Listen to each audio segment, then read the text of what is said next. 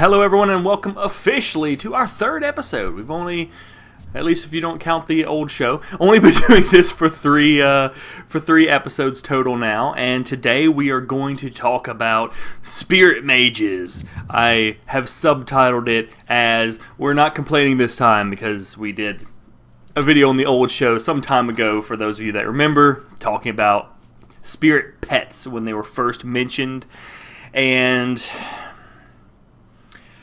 well, I can't even say we were critical because I don't remember. No, Kriss wasn't even on that episode. It was just myself and two others. And yeah, you were not a big fan of the pets. I was the least critical of the three people, but I'm not much of a pet class person. So I did want to ask the two of you, since you weren't there anyway, when they first, not counting the spirit mage reveal, but when they first revealed the spirit pet stretch goal, what were your thoughts on the stretch goal itself? I liked it. The way they explained it, I thought it was a better idea than regular pets anyway. Yeah.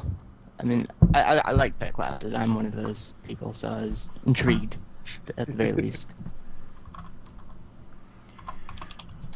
And what did you think, I guess, with the idea for how they wanted to do the pet classes? You know, wanting them to be more ephemeral, less of a physical entity. Because it's kind of weird, because, you know, all the spells and everything in the game are, like, intentionally kind of physical. And then, but not pets. Well, it's good for the pathing, because usually pets are a pain in the ass for that. So having them, which was their basic idea, making them spirits and intangible, cleared all the problems with the pathing, which are probably a pain in the ass. Also, on the developer side, but yeah, I like the way they presented it the first time. It's even different during the reveal because they're for some of the classes, they're almost like just spells flavor, different spell forms, more than actual pets. Yeah. You're losing me here. To add on to that, I like the magical addition to it. I think it opens up a lot more potential for what they could do than just having, you know, a natural base like a horse or a dog or whatever, you know, could be found in the real world. Having a more magical connection just gives them a lot more to do. Yeah, I have to say, even though I was critical of some areas of it, to the kind of more because I'm not a pet person, so to me, I'm like, pet classes, whatever. I don't really care if they're in the game so much, and I'd rather them work on other stuff. But seeing the way they wanted to do it, I did like that more than the usual approach for pet classes, and especially fixing some of the pathing issues, and with some of them perhaps controlling the pets more directly and or using them more as spells rather than just as much of a fire and forget sort of thing where you just sick it on somebody and then run off and they go chasing after them. That's kind of the thing I usually don't like as much. So without too much more further ado, I guess just get into the classes. The first one I wanted to bring up was the Morrigan, just to mix things up so we're not always starting with Arthurians, which has... The Tuatha has the Morrigan, which can summon cow spirits and crow spirits, and I think it also mentioned wolf spirits. They can summon little portals that their spirits can be used and go through. I wanted to see what your thoughts were on their mechanics. Which of the mechanics that they seem to have do you think is going to be kind of the cornerstone for that particular class? I'd say from the samples we've seen, they have a lot of disruption. For example, the bull pet is kind of a tanky pet that actually goes and slams. I think it's going to be used a lot against mages, for example. Especially with the portals they have that can actually summon directly the pet on the spot they want it, rather than sending it, which I think is a pretty good idea, because when you see a pet running towards somebody, especially in Camelot Unchained, where you can actually physically block things, it's going to make it easier for the morrigan to actually target somebody without being noticed. Yeah, I agree. And the crows too. I think one of the secondary components allows your pet to pierce through anything it goes through. So you could shoot it at someone and it will go through them and hit even people behind them, which is a nice mechanic. It's not just a single target thing at that point you're opening it up to. It's not AoE necessarily, but more of a directional piercing attack. It does kind of seem like the Morgan is almost designed to get around tanks. Everyone else has to worry about the heavy fighters being in front and soaking up the damage, whereas the Morgan can use its portal or send things directly through. I don't know if it'll go through people, but whether it go through people or walls or whatever, and still hit targets. Especially with the disruption damage from the bull, it sounds like they would be very good at going after healers near the front line. Yeah, and I think they all do slashing damage, I believe. The crow does slashing damage, and the bull does disruption damage. Okay. Yeah, which, as we know from the recent healer talk and healer live stream, the healers are supposed to be amazing if you leave them alone, and I can just see spirit mages spending most of their time with their bull, or Morgans anyway, with their bull sicking their bull on them. The bull's running around goring or ramming into the healer. A great harassment kind of class. Yeah. Well, it fits into the theme of the faction also, that they can just summon the pet on the spot, disrupt the target, and just sneak out and target somebody else, or go actually through the defenders and target the one character they want to target. So yeah, I think it's a pretty good take on the class and on the way of thinking for the pets. And it's an interesting thing. I actually just thought of this moment, that the Tuatha have this entire harassment type build to them to some degree, where they come in, bother people, mess up their game plan, get out before they take too much damage. It almost, in a certain way, if you look at it, almost seems like the Tuatha are kind of designed to counter the Arthurians, because immediately my first thought is that the Vikings are offensive, so they counter the defensive Arthurians, but really that just kind of cancels each other out if you go look at it directly. However, high offense I can see really kind of messing with the hit and run thing, because they come in with the burst and that quick DPS. They can't get in and get out as easily from that, whereas the Arthurians are just kind of sitting there being defensive. They can get in, hit them, mess them up, disrupt their healers, get out, move around them, do all kinds of things. So it almost kind of feels like the Tuatha, not completely of course, because the realms have to have some sort of balance, obviously, but it kind of feels like the Tuatha are almost intended a little bit to be a little bit better against the Arthurians, maybe the Arthurians a little bit better against Vikings, and kind of make this circle rock, a little paper, bit. Scissors kind of scenario. Yeah. I think it's an interesting take on the different factions flavors. Yeah. Speculation on that aside, the Vikings do have the Slaughter Wolf, which I think to a certain degree seems to epitomize a little bit of what I don't like as much about pet classes. They go around, they get these pet spirits, and then they can summon pets. It even says, I think, that their pets tend to be stronger than the other classes' pets. And then they have an ability that's hunt. They target somebody and go get them, and the wolves go after them, and I presume it's kind of like in other MMOs where you sick a pet on someone, it just chases them down and starts hitting them. Is that kind of how y'all interpreted that? And I guess how do you feel about that?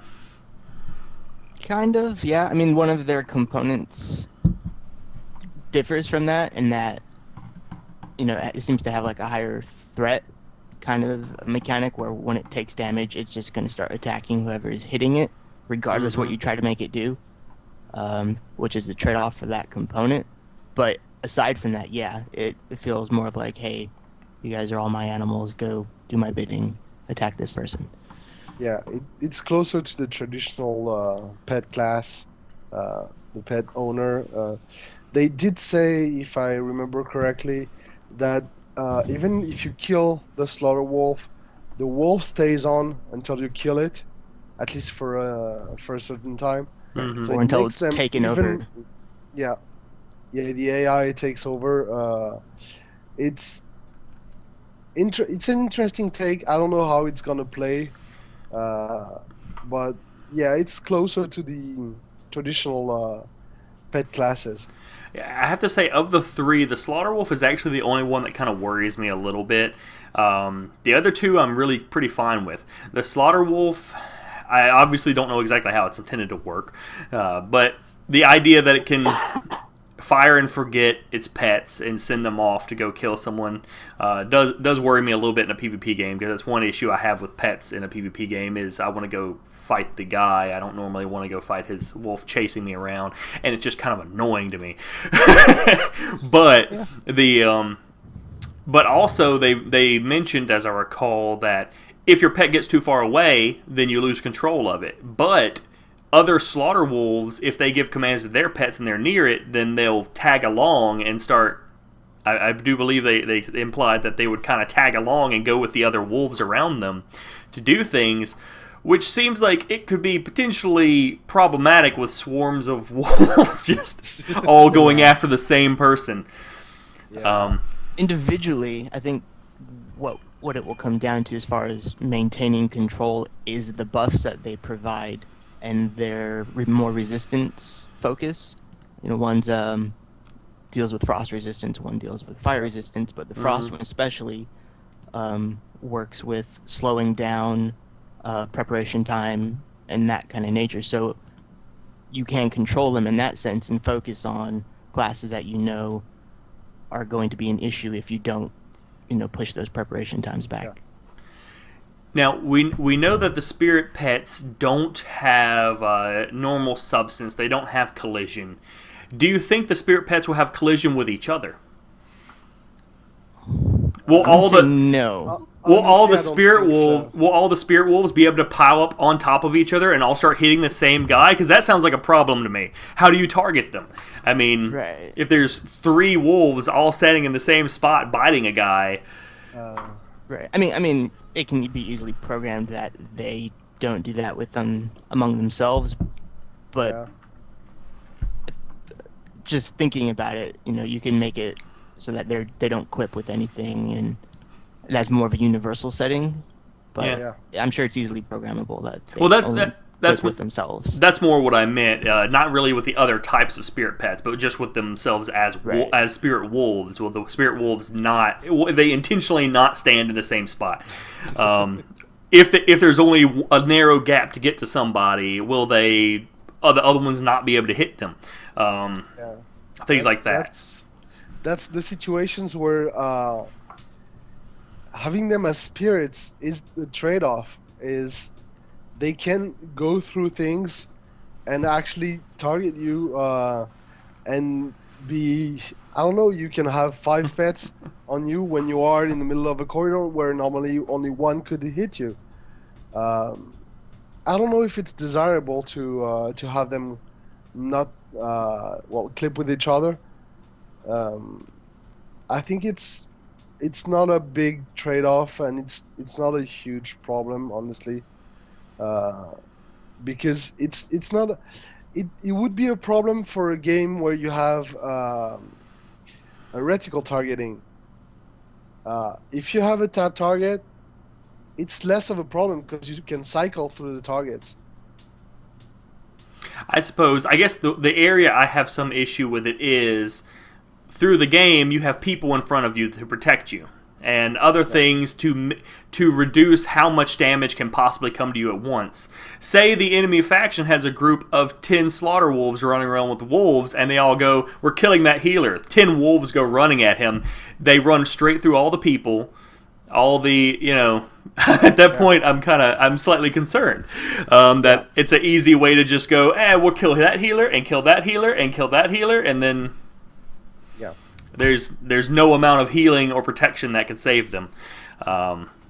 That's my only concern with them. Though Neruin has the perfect solution in chat. We just need an in-game meat, like a steak item that you can tie around your neck and then just run away and toss it on the ground and run. We just need we need bear exactly traps. Spirit bear traps. These pets are supposed to be, and because it was implied that you could summon multiple of these as just one slaughter wolf, I don't think they're going to be perhaps as tough to deal with than some of the other spirit mage spirits. It's possible. I hope so. I think individually they're going to be fairly powerful, but not that powerful. But being able to summon, say, 3 or 4 of them, and have them all attack the same target or actually attack different target, is what will make them probably pretty powerful. Arcane Cloister's asking if they can merge together to make a Mega Spirit Wolf. The Mega Spirit Zord! Anyway. They just climb on top of each other and just pile up. Yeah. They combine into Fenrir. So. Spirit Wolf Voltron named Fenrir. That's another death curse they'll have. Just giant wolf. The last one we have, of course, is the Arthurian Dreadcaller, which is essentially a necromancer. He can summon a great sword wielding spirit that I assume is DPS spirit. Can summon a mage spirit. And Brand and I were having a bit of a conversation about another thing they can do, which is, I believe, it's listed as a secondary ability, where I'm pulling it up myself just to get the names right and stuff. The Guardian Revenant.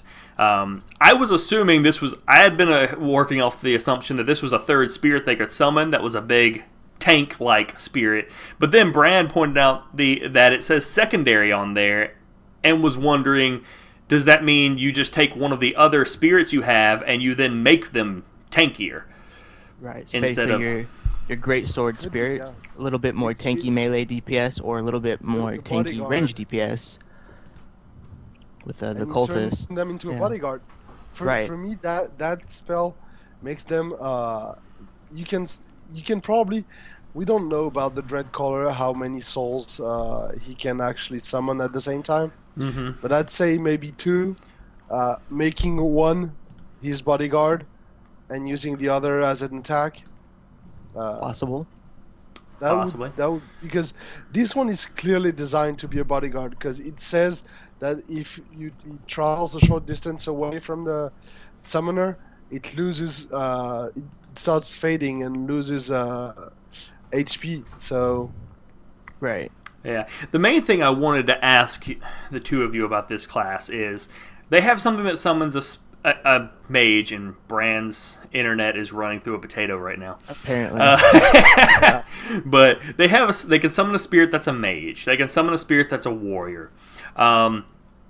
We already have the shapeshifter that can essentially do the same thing. He can turn himself into a warrior type DPS. He can turn himself into a caster.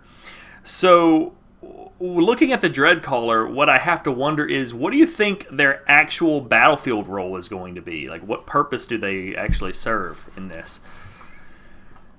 I think they're a mid-range harasser, just like the other two, just like the morrigan, and that where the shapeshifter is definitely an up-close in your face, the spirit mage is more of a, I'm going to stand back a little bit, but I have these pets who can go off and do things and help me while I can still do other things at the same time to help.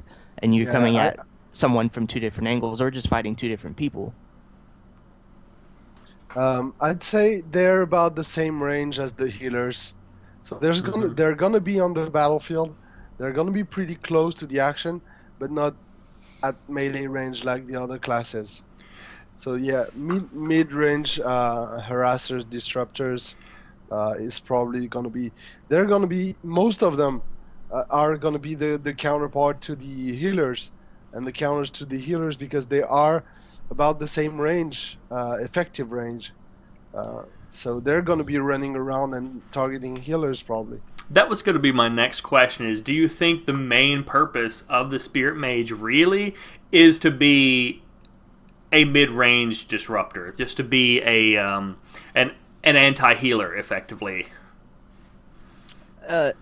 Not just anti-healer, or not just anti-anything really, but definitely against the healers, definitely against other mid-range characters who are kind of shuffling in between the front line and the back line with what they're trying to focus on. And as well as maybe an initial push against the front line as two, armies are going at it and about to clash. They can get some of that early damage in.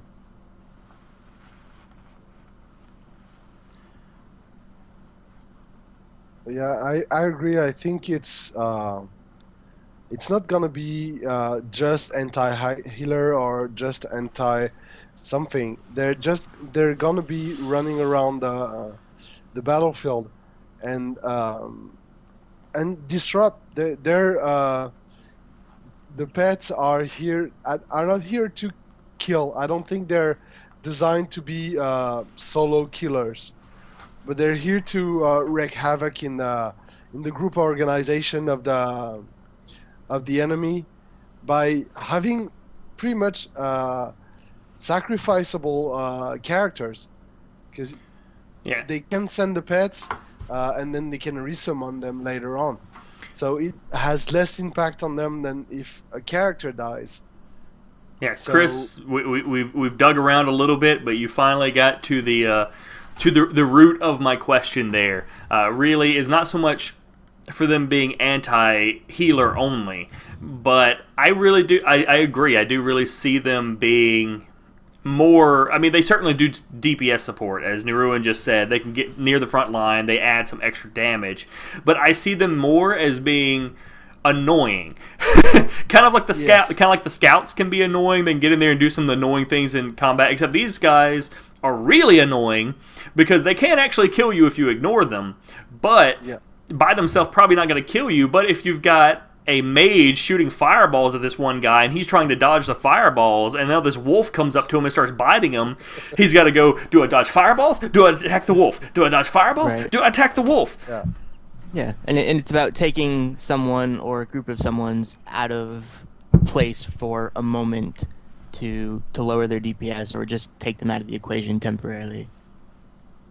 Yeah, that I think that seems fitting, especially since they can. I think it would actually be a pretty good use of the advantage of having them, not being blocked by walls and everything, being able to pass through surfaces. If, like the Morrigan, they can get behind the lines and harass the healers with their teleporting of their pets and everything. And the Spirit Wolves, of course, can do much the same, running through things. All of them can kind of go through the lines, I would assume, to get at the nice squishy people without necessarily putting themselves at risk. In harm's way, yeah. Yeah. My other question I had goes kind of along the same vein. Since they have some abilities that are similar to some of the others in different respects, do they add something actually new to the game? And is that necessary? Do they add something necessary to the game as well? Yeah, I'm going to say yes. And I'm going to say not necessarily. If they're considered a harassment class, there's only one other class in my mind that can be really considered the same, and that's the stealthing class. And there you have a melee version of it. So you have the ranged and melee version that are complementing each other or contrasting each other at the same time, doing kind of the same role in two very different ways, mechanically, and two very different ranges as well that other classes are going to have to worry about. Yeah, that's a way of seeing it. I think it's also not just not all class have to be essential. Basically, Yeah. I think it adds flavor to the way the game is played, and it satisfies what some people wanted and want to play in the game, which is part of what they're meant to do. So I don't think they're adding something essential, but they're adding another flavor to the game and to the classes, which is a good thing anyway. Yeah, I think that's true enough. I think it's a valid point considering that, I mean, you take Mage, Archer. They're ranged DPS. One does magic, one does archery, one functions a little bit different than the other, but that's the same thing we're talking about here. The the shapeshifter can change roles a little bit, like some of these can, but they're melee. This is essentially kind of a ranged version of a similar sort of concept. And then, of course, as you said, we have the stealthers, which can go around and get to the healers, but they're melee, and they have to get out there. They can really kill them, but they have to kind of put themselves out there and be vulnerable doing so. Right. I wanted to see how chat thought about it. If y'all have any questions or comments on whether or not they bring something new to the game. Donnie said it's a good class to put on the back burner so they can work on scouts sooner. I agree, Donnie. That's because gonna you be want my to play a class, so, scout. yeah. I was going to say, I suspect y'all are the ones wanting to play scouts, so that's why you're saying that. I actually tend to agree. I would rather see scouts in the game first. Not for the same reasons, mostly for the map updates for me. I just want to see the pings on my maps where they find all the enemies and everything. I think that would be fantastic. Yeah. But nevertheless, if y'all come up with anything in the meantime, had another question. I'm in question mode today. I've got some for you too. Oh, that's good. This one is for both of you, of course, but might be a little bit more in Kriss's alley, being how much he loves crafting. How do you think the itemization might be for spirit mages? I mean, they've got these pets.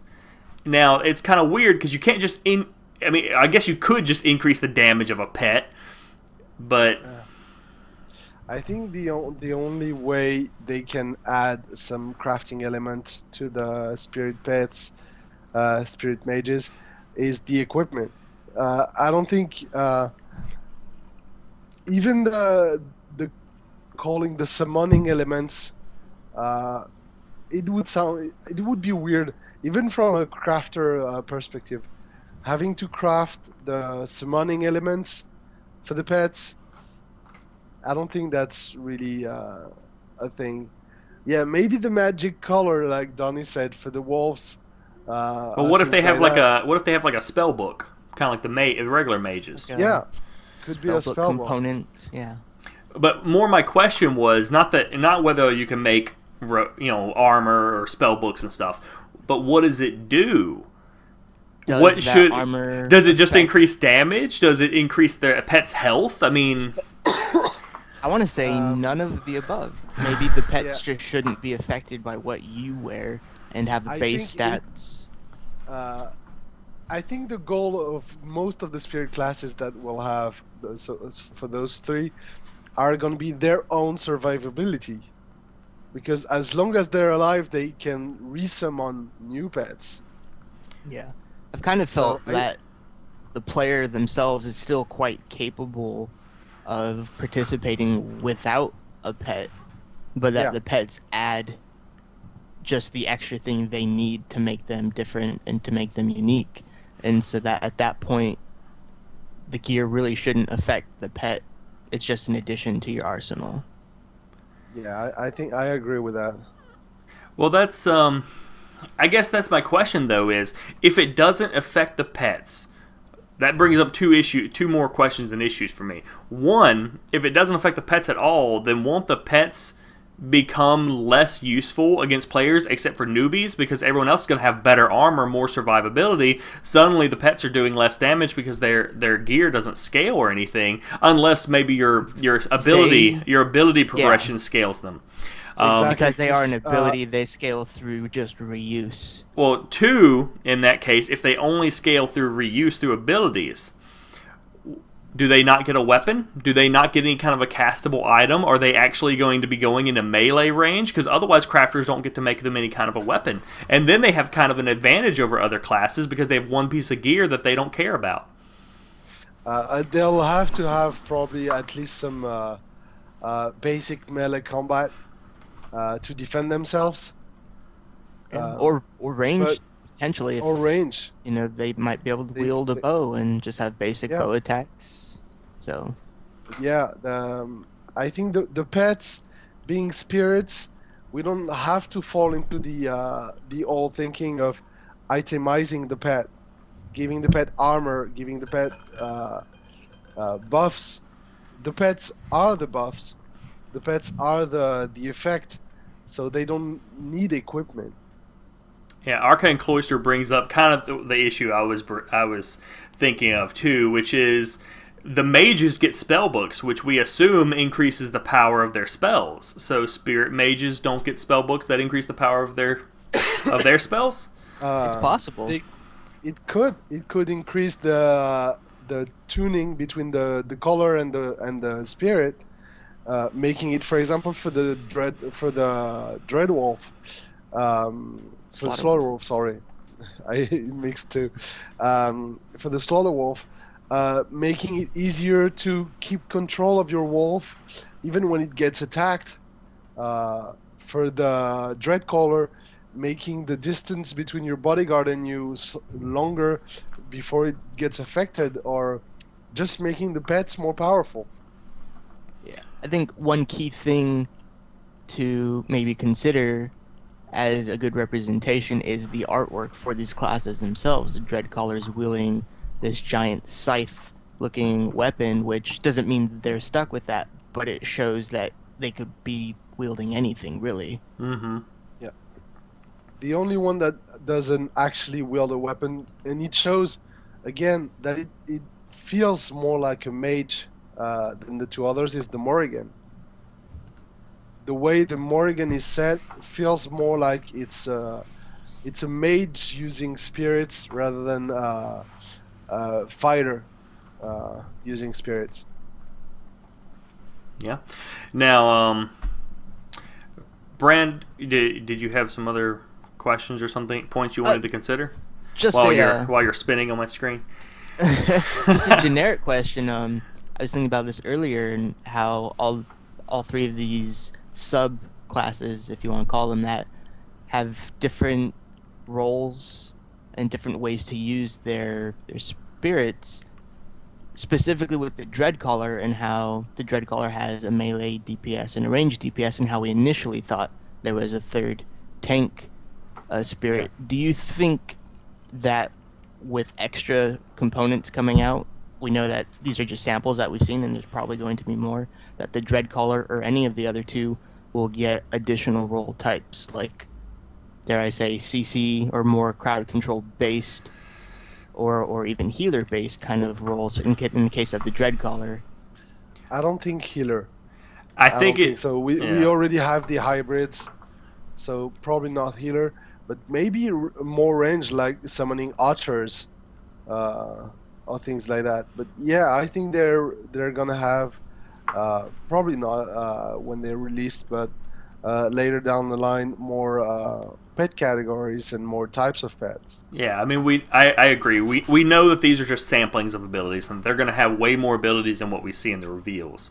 I definitely think they're going to have more than just Great Swordsman and Caster, Spirit Pet for like the Dreadcaller, and for the other ones, I think they're going to have more than what's just shown there.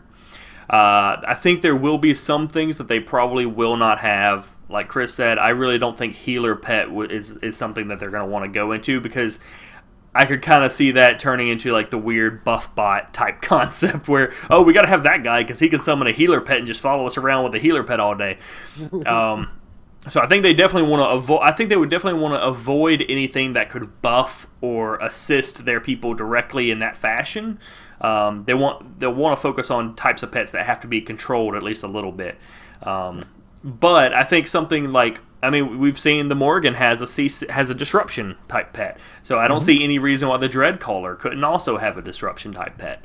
Yeah, and those buffs and debuffs for all of these kind of seem more self-absorbed and less group-oriented, either towards self, like myself, if I'm a spirit mage, I'm getting a buff from my spirits, or whoever I'm attacking is getting a debuff, more of the single target kind of style. So I don't think adding something like a healer or other CC-related spirits will be too problematic in that case, because it'd probably still be more self-oriented, like self-regeneration. Yeah, Arcane Cloister wants a dragon as a pet. I would say you would have to join Arthurian for. I would say you'd have to join Arthurian for that, but then they're necromancers, so unfortunately, we're gonna have to add a fourth faction, the dragon faction. We're gonna have to. Well, we know there'll be more classes in the future. I'm sure they'll have something that does something with dragons later on. And Brand will just close out whatever he's doing. He'll just delete that character and immediately switch over. I'll be the only person on that realm. Dragon time. I'd probably switch too. Though the shapeshifter, the Arthurian shapeshifter, can turn into a basilisk, which isn't really the same thing, but it kind of looks like a human dragon hybrid in the concept art anyway. So the sturm, or however you want to pronounce it, looks a little dragon than basilisk. It's dragon but wings. Just yes. Yeah. So that was my initial question. Was just, do we expect to see more, and what types of things do we think we'll see? I know there's more than just frost and fire resistant, so I can see other wolves, like poison related. We know poison exists. A rabbit wolf. Yeah. Yeah, we've seen that on a few things with the disease and stuff. Yeah. Was that the only one, or? Yeah, mostly. It was just my initial thought earlier today. I just noticed Mark said spirit bacteria. Isn't that kind of what the shapeshifter has anyway? All of his disease, like breath attacks and stuff. Yeah. They're not spirits, I guess, but and somebody, I forget who was it that has the vomit attack. I don't remember. Is it the Arisen that has the vomit attack? I think so. Yes. Yeah. Yes. This game's gonna be gross at this rate. We're just breathing on people and puking on people. Somebody else is bleeding on people. Just all kinds of bodily fluids everywhere. Yeah. Yes, there is a putrid vomit.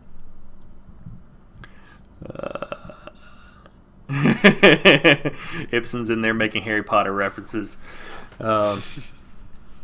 So I guess if Brand's done, Kriss, did you have anything particular about the classes that you wanted to get squirrely about? I'm actually wondering. It's more a question for the chat, actually. I like those. People who actually wanted to play a pet class, who are actually interested in pet class, what do they think about those classes? Does it satisfy them to see those classes and to see how they function without an actual physical pet to handle? Are they still satisfied with the class? I know some people I've talked to seem to be satisfied with the concept. While they're hopefully replying in chat, I did have one final question for both of you, which is, a lot of people do seem to be excited about this. I've got a poll going up on realmsunchained.com right now asking people what is their favorite reveal out of all the class reveals. And so far, Spirit Mages, to my surprise, is at the top. I didn't check it. I haven't checked it in like 2 days, but the other day when I checked it was at the top. The shapeshifters are first. Okay. And the spirit mage are second. But yeah, still, it's kind of weird. They're close. They're both similar. Actually, they're both exactly the same. 11 votes each. Oh. So my question to you is, how do you think, or is there anything you can think of that would make the spirit mages even better? Excite people even more for them? I know. I've heard. Finish on a hard question. One thing I've heard people want or ask if they can do, both within our own forums and in the other forums, is can you tame like other types of spirit things? So maybe to get those people interested, if you could go into the Veil or the depths or something and find certain types of spirits for flavor, you know. Yeah. I choose you, Wolfie Chew. Yeah, pretty much that. This is my I've shock heard that a wolf. lot. This is I've my seen shock that question wolf. asked a lot. They want to be able to do it. So maybe, you know, that would be something that makes it a little more exciting for flavor, but mechanically, I can't think of too much. I really like these guys. Yeah, they're pretty good. Yeah, so far in chat, everybody's... No, it doesn't look like anyone on this show is planning on playing a spirit mage. Good job, guys. None of the spirit mage people showed up for the spirit mage episode. Huh. An extract from spirit from a PvE mob. That is actually, aside from Pokemon references, that is actually a concept, as Bran mentioned, that I have heard a couple of times. Not just in the context of, I want a pet that I capture and use in that same fashion, no. But the idea that there are things out there that you can go and tame, even if, you know, like, there are some games that had quests with pet classes, or pet-like classes, where you had to go and you had a story to complete. Of course, this is getting to PvE zone, but you had, like, a story to complete and or a mob, you know, like a world boss you had to defeat in order to get access to a specific ability, a specific type of pet. I do think we had that in pet people... Archage, actually. I do think some pet people like things like that. I actually enjoyed it. Sometimes it adds a nice story element to go, oh, I want to go get my Megazord wolf pet, so I have to go defeat this boss over here and get all my friends together and we'll go kill it and then I can have my thing. It's also something I think inevitably some people will complain about too, though. Why should I have to go do that? No other class has to do it. We had this problem in WoW, as much as I hate to bring up playing WoW. I had, you know, when Burning Crusade first came out, I made a paladin. I made a blood knight, and you had all these little side quests and stuff you had to do to get these abilities and everything. Even right at the beginning, I loved doing those. I just thought it was really cool. It added some flavor. It was awesome. I had to do it, and it was kind of a pain to do that to unlock abilities, but it was fun. And I thought it added some cool lore, and I'm a role player, so I liked all that stuff in there. And then they completely took all of that out because because people complained and they wanted to speed up leveling. They took all of that out, trashed it all, and I went back at some point, like a year or so later, and went and I was like, "Where's all this stuff at? It was cool. Why is it gone?" I just thought of something else. I think mechanically now that I think would make at least the dread colors cool. Spirit burst trees. As necromancers, to be able to take the spirit of your fallen comrades, or one or two of them, you know, and summon them as a spirit entity while they're busy resurrecting and the thing with that, is, however that works, but it doesn't fit with their lore. Yeah. Because they take criminals for redemption. The criminals are used as pets to redeem themselves. So you just capture the spirits of your enemies once you kill them. Yeah. They're criminals. That would work. All those Vikings in Tuatha are despicable. Giving you the chance to redeem yourself for picking the wrong realm, you know. Exactly. How dare you be Lutrapan? I will punish you for being Lutrapan by summoning your spirit to fight you with. That would be pretty funny, though. Somebody comes back on the battlefield and you sick their own spirit on them. That would be pretty hilarious. That needs to be a dread color ability. I'm addressing this to you directly, Mark. we need this to happen. I don't even care if it's not a useful pet.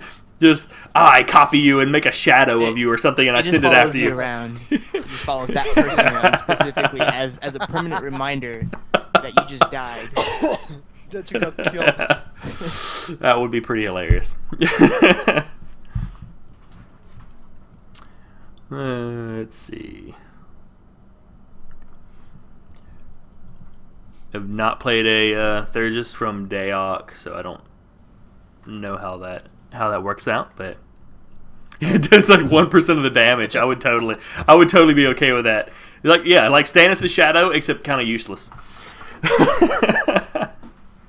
Only the person can see it. That would be fun. Can't you see the thing that attacks me? What are you talking about? Now I feel like we're going into something. Wait, isn't there already an ability that does this?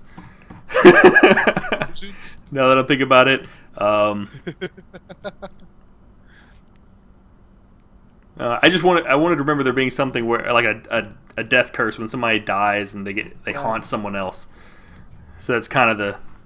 Mark is my kind of sadist.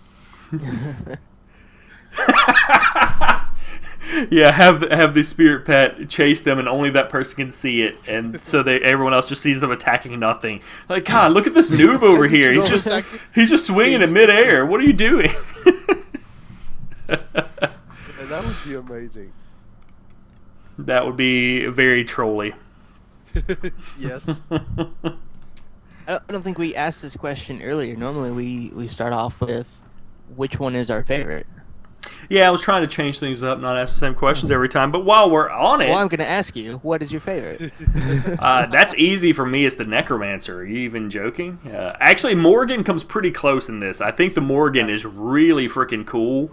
I think Morrigan is my favorite. But it's really hard. I like that the Dreadcaller can put his presence into one of the pets and control it directly. I think that's really cool. That's why it's my favorite. That and being a Necromancer.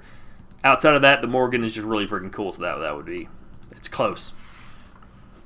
Yeah, I would be the same as Vellic, although I prefer the Morrigan. It's a close tie with the Dreadcaller. No Viking love, huh? It's sad because I'm a big fan of wolves, but the mechanics are more close to a traditional pet class, as I said, and I'm not a huge fan of the pet classes. So. I think if either of us were really big pet class people, then somebody would probably be picking Slaughter Wolf.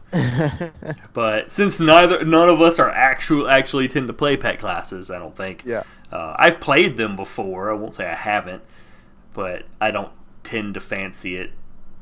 Yeah. I think the only time I had anything resembling a pet class that I enjoyed was in Champions Online. Yeah, I played Champions Online for a while, a long while actually, like 6 months. But I had turrets there. They were just turrets. You just summoned them, and they popped up behind you as big machine guns. And there was one bot that floated around and healed me, and I was pretty much invincible. I just go around and be like, "Look, sentry bots!" And they just shot everything, and I just kind of hung out and. Yeah, no, I did try playing a hunter. The first couple months I tried. The Huntard. Yeah. Make people mad. That might be the reason I haven't touched WoW after 3 months after long. No,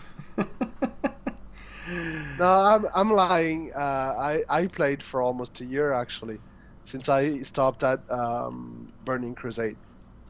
I make fun of my wife regularly with that because she played a hunter for ages, and so I always call them huntards, and it really annoys her. She's like, "They're not huntards." Oh yeah, they are. Yeah. Other than that, I never really played a pet class. I've played them here and there, but not. I've never gotten into it. But there are a lot. Even though I didn't initially like the idea of the stretch goal for the spirit pets, because again I'm not a big pet person, I did actually like. In a certain way, I liked the idea of having it, just because a lot of people do really like pet classes, and so I was kind of sitting there going, "Yeah, more money for the game." Let's get this thing out. Speaking of which, completely off topic, sidetracked a little bit. I meant to bring it up at the beginning of the cast. Everybody, the new stretch goal is kind of getting there. It's not too far off. So, if you know people and you haven't told them about the game already, why not? But or just increase your donation tier. Throw some more money. Yeah, exactly. We got to get these programmers in there. Get beta out sometime this decade. Yep. Or if you're We got all the already faith in you. backed We got all the at faith the in you. It's maximum, gonna happen. just buy some swag. He was trying to make That it works easier too. on you. Oh, that's true. Yeah. I didn't even think about Does that go towards the stretch goal? Yes, it Yeah. does. Oh, sweet. There you go. Go buy some Yeah. shirts, some jackets. If there's no beanies on there, Mark, put some beanies on there. Yeah. I've already got a shirt coming in. I don't remember if I bought 1 or 2 posters, but they'll be behind me at some point whenever they come in. Yeah.